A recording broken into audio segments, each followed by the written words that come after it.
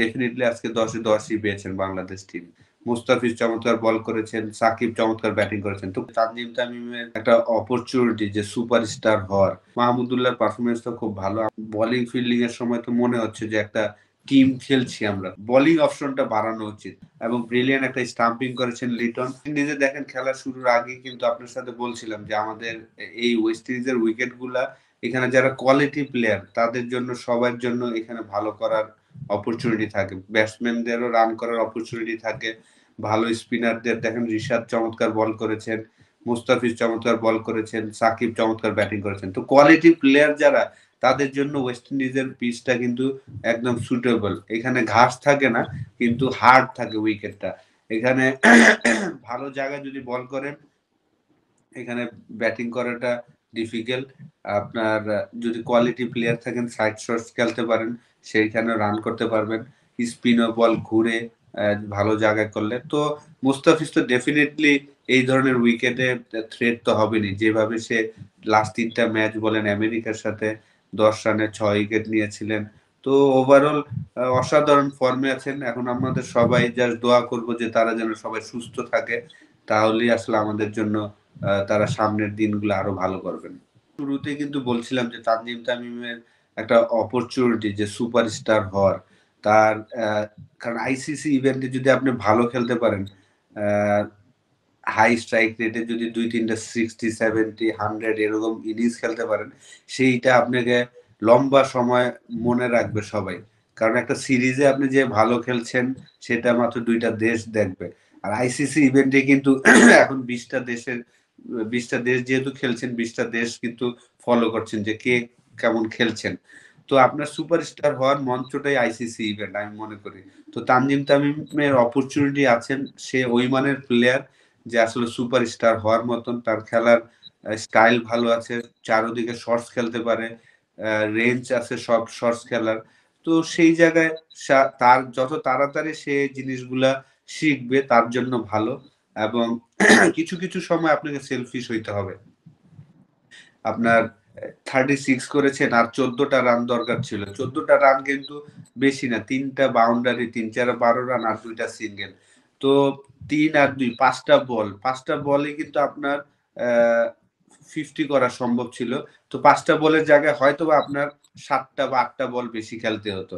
তো সেই 3টা 4টা বল যদি আপনি ডটও দিতেন সমস্যা ছিল না। তো অনেক সময় এইসব ক্যালকুলেশন গুলা করতে হয়।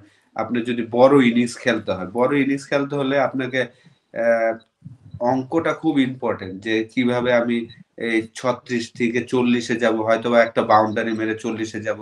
তো একটা বল ডট হতে পারে, 2টা বল ডট হতে পারে, 3 নাম্বার বলে কিন্তু ঠিকই আপনি 4 মারতে পারবেন। তো তখন আপনার 40 রান হয়ে গেল। পরে আবার 10 রান কিভাবে করব? এইভাবে কিন্তু যারা বড় ব্যাটসম্যান তারা কিন্তু সেলফিশ হয়। নিজের জন্য আর কি রান করার জন্য নিজে নিজে চিন্তা করতে হয়। এই রানটা যদি সে 50 করতো যেমন নিজের হতো তেমন কিন্তু টিমেরও হতো, টিমেরও বেনিফিট হতো।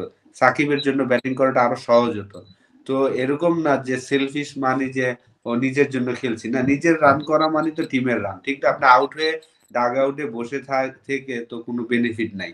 তো আমি আশা করবো যে তারা খুব তাড়াতাড়ি এই জিনিসগুলা শিখবে, তাহলে তাদের জন্য ভালো এবং দেশের জন্য ভালো। আর একটু বেটার হলে ভালো হতো, 21 বলে 25 রান। আর লাকি যেটা আউট হয়েছে ওটা যদি 6 হতো তাহলে কিন্তু 21 বলে 31 রান হয়ে যেত। আহ, তাহলে আরো হয়তো বেশি রানও হতো।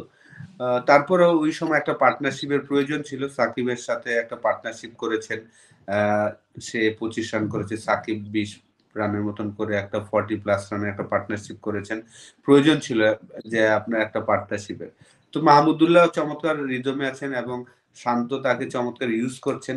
এভরি গেমে একটা দুইটা করে ওভার দিচ্ছেন এবং সে ভালো বল করছেন, ফিল্ডিং ভালো করছেন। তো অবশ্যই আমি মনে করি যে মাহমুদুল্লাহর পারফরমেন্স তো খুব ভালো। আমাদের ওভারঅল সবাই পারফরমেন্সই খুব ভালো। আপনি যদি দেখেন যে বোলিং ফিল্ডিং এর সময় তো মনে হচ্ছে যে একটা টিম খেলছি আমরা। খুবই চমৎকার লাগছে, যেটা খুব দরকার।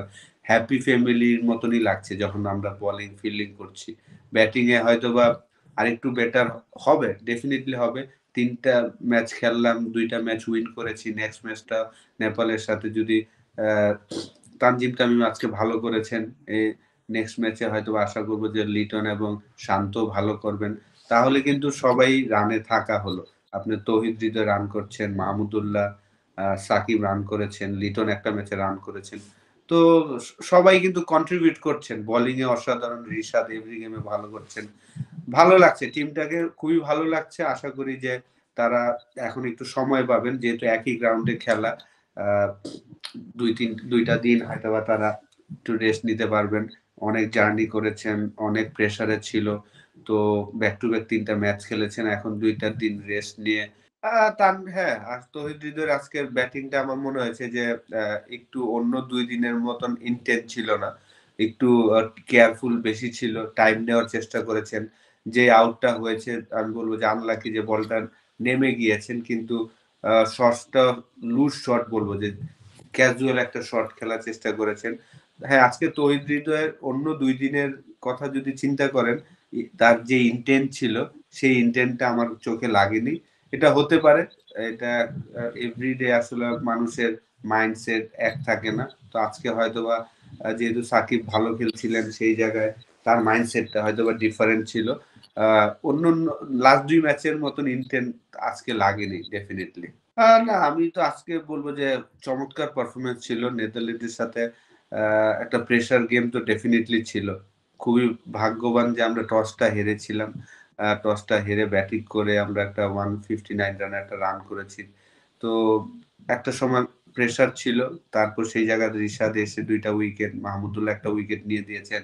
তো সবকিছু মিলে বলব যে আ ১০ এ যদি বলেন, ডেফিনিটলি আজকে ১০ এ ১০ ই পেয়েছেন বাংলাদেশ টিম। এখন জাস্ট ২ দিন তারা পুরা রিল্যাক্স এনজয় করবে। সেন্ট ভিনসেন্টটা ঘুরে দেখবেন।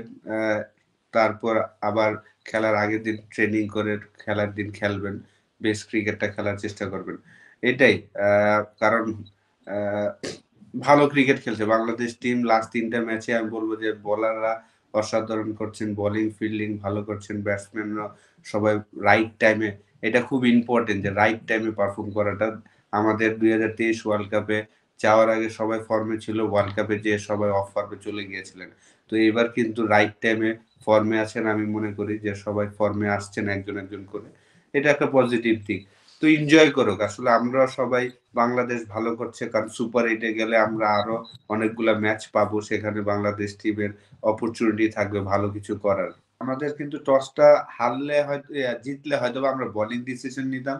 তখন হয়তোবা গেম অন্য কিছু হতে পারত। কারণ আমার কাছে মনে হয়েছে, সবসময়ই মনে হচ্ছিল যে নেদারল্যান্ডের সাথে আমাদের ব্যাটিং করা উচিত আগে। কারণ খেলা শুরুর আগে যেহেতু বৃষ্টি হয়েছিল, শান্তর মাইন্ডে হয়তোবা ছিল যে টস জিতলে তারা বোলিং করবেন। এবং বোলিং করে যদি তারাই এরকম 150, 160 করত, তখন কিন্তু আমাদের জন্য আসলে চেস করাটা কঠিন হয়ে যেত। তো সেই জায়গায় লাকি যে আমরা টসটা লুজ করেছি। টসটা লুজ করে আমরা ব্যাটিং করেছি। হ্যাঁ, আমরা পাওয়ার প্লেতে ২ টা উইকেট হারিয়েছি। লিটন এবং শান্তর উইকেট ২ টা হারিয়েছি। কিন্তু সাকিব যেভাবে পাওয়ার প্লেতে এসে, আমরা বিপিএল এ দেখেছি যেভাবে সে হাই স্ট্রাইক রেটে খেলতে, আজকে কিন্তু সেই জিনিসটা করেছেন। যেহেতু নেদারল্যান্ডের পেস বোলাররা অতটা চমৎকার অ্যাকুরেসিতে বল করতে পারেনি। সাকিবের স্ট্রং পয়েন্টে প্রচুর রুম দিয়েছেন, হাফ ভলি বল দিয়েছেন, সেগুলা সে পানিশ করেছেন। 64 এর মধ্যে ৯ টা বাউন্ডারি করে মেরেছেন এবং তানজিম তামিম অসাধারণ ব্যাটিং করেছেন। 36, তার ইনিংসটা যদি বড় হতো তাহলে খুব ভালো লাগতো। ওভারঅল আমি বলব যে আমরা হয়তোবা ব্যাটিং এ আরো ১০-১৫ টা রান বেশি করতে পারলে ভালো লাগতো। কারণ আমাদের হাতে প্রচুর উইকেট ছিল, ৫ টা উইকেট ছিল। সেখানে আমরা রানটা বেশি করতে পারিনি। 159 করেছি মাত্র। তারপরেও সেই জায়গায় বোলিং এ যখন আসলাম আমরা, রিশাদ চমৎকারভাবে ব্যাক টু ব্যাক ২ টা উইকেট নিয়ে দিলেন। মাহমুদুল্লাহকে নিয়ে আসলেন ৯ নাম্বার ওভারে এবং ব্রেক থ্রু দিলেন। সেইটা একটা টার্নিং পয়েন্ট ছিল মাহমুদুল্লাহর ওভারে উইকেট পাওয়াটা। রিশাদের ব্যাক টু ব্যাক ২ টা উইকেট নেওয়াটা একটা টার্নিং পয়েন্ট ছিল। মুস্তাফিজের ১৭ নাম্বার ওভারে এসে মাত্র ১ রান দিয়ে একটা উইকেট নিয়েছেন। সেইটা একটা টার্নিং পয়েন্ট ছিল। তো ওভারঅল আমি বলব যে আমাদের আমরা আজকে যেভাবে বোলিং, ফিল্ডিং করেছি, ব্যাটিং করেছি, মনে হয়েছে যেটা আমরা ডমিনেট করছি। কোনো ঢ ভয় ছিল না যে না আজকে আমরা হেরে যাবো, এরকম কোনো ভয় কিন্তু আমাদের কোনো প্লেয়ারদের মধ্যে ছিল না। যেটা ২০২৩ ওয়ার্ল্ড কাপে আমরা যখন ব্যাটিং এ নামছিলাম, মনে হচ্ছিল যে না আমরা এই রান মনে হয় করতে পারবো না।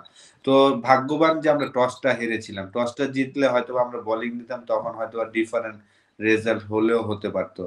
তো আমি অলওয়েজ মনে করি আমাদের যে বোলিং স্ট্রেংথ এখন হয়েছে, আমরা কিন্তু যেকোনো টিমকেই হারানো সম্ভব। আমরা যদি ভালো একটা স্কোর করতে পারি। কারণ আমাদের বোলাররা মারাত্মক ফর্মে আছেন। বিশেষ করে রিশাদ, মুশতাক আহমেদ আসার পর থেকে রিশাদের বলে এত স্পিন এবং বাউন্স, আ আগে তো নিউজিল্যান্ড সিরিজ থেকেই তো আসলে তার রেগুলার মেম্বার হওয়া। সেখানেও বোলিং দেখেছি, সেখানেও কিন্তু সে বল সোজা, সোজা বল করতেন কিন্তু একটা জায়গায় করতে পারতেন, যেটা পজিটিভ দিক ছিল।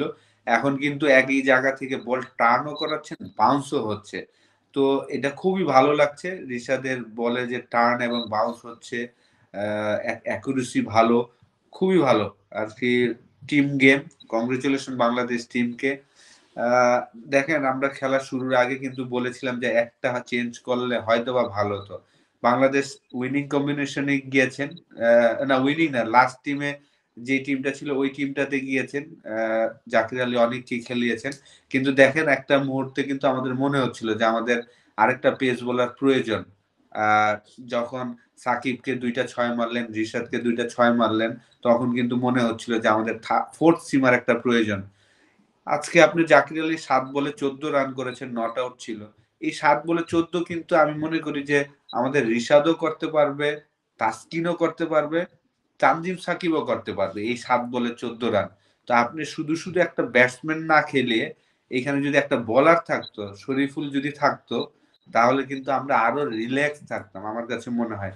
তো নেক্সট ম্যাচগুলো আমার মনে হয় যে ম্যানেজমেন্ট একটু চিন্তা করা উচিত যে আমরা জেনুইন, কারণ যে এই ওয়েস্ট ইন্ডিজের স্লো উইকেট হলেও এখানে কিন্তু পেস বোলাররা অনেক হেল্প পায়। আপনি যদি দেখেন যে প্রত্যেক ম্যাচে কিন্তু পেস বোলাররা ফারুকী ৫ উইকেট নিয়েছেন ১ম ম্যাচে আ খেলায় ওমানের সাথে। তারপর আপনার জোসেফ কালকে নিউজিল্যান্ডের সাথে ৪ উইকেট পেয়েছেন। তো এই জায়গায় পেস বোলাররাও কিন্তু ডমিনেট করে।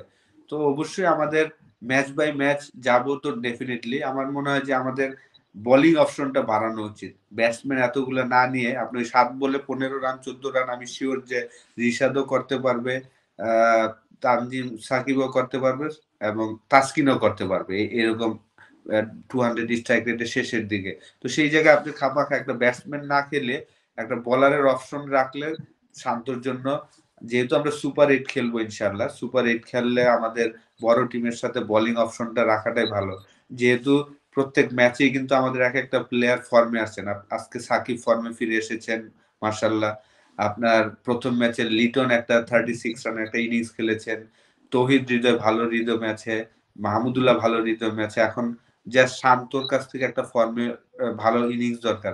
তো এভরি গেমেই আমি মনে করি যে এটা একটা পজিটিভ দিক যে সবাই ফর্মে একসাথে না এসে ম্যাচ বাই ম্যাচ যদি একেকজন ফর্মে আসেন, এটাও কিন্তু একটা পজিটিভ দিক বাংলাদেশের জন্য। দেখেন রিশাদ প্রত্যেকটা ম্যাচেই, শুধু আজকে না, আপনি যদি শ্রীলঙ্কার ম্যাচে জেতার চিন্তা করেন, সেখানেও আসালাঙ্কাকে আউট করেছেন এবং হাসালাঙ্কাকে আউট করেছেন। একই ওভারে পরপর ২ বলে ২ টা উইকেট নিয়ে গেম কিন্তু আমাদের কাছে নিয়ে এসেছেন।